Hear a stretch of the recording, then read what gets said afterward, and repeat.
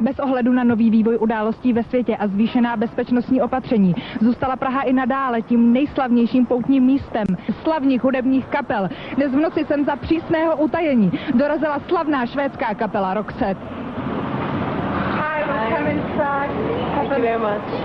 Na cestu po Evropě si slavná švédská kapela vybrala v dnešní době patrně ten nejbezpečnější dopravní prostředek, tedy autobus, a to dokonce dvoupatrový.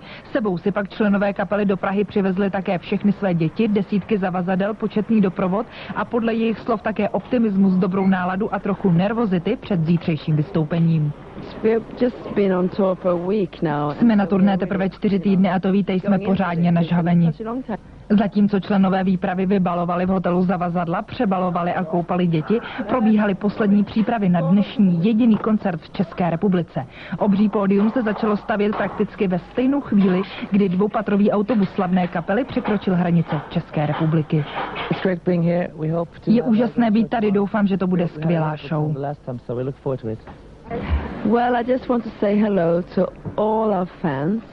Chci říci ahoj všem svým fanouškům a jsem tak šťastná, že jsou stále s námi. Chaos, který vládne v tuto chvíli za mnou, je jen zdánlivý. Během noci vznikne z této konstrukce obrovské pódium, na které dnes večer vystoupí za obrovských ovací slavná švédská kapela Roxette. Hezké ráno pro Snídani s Novou, Jana Peterková.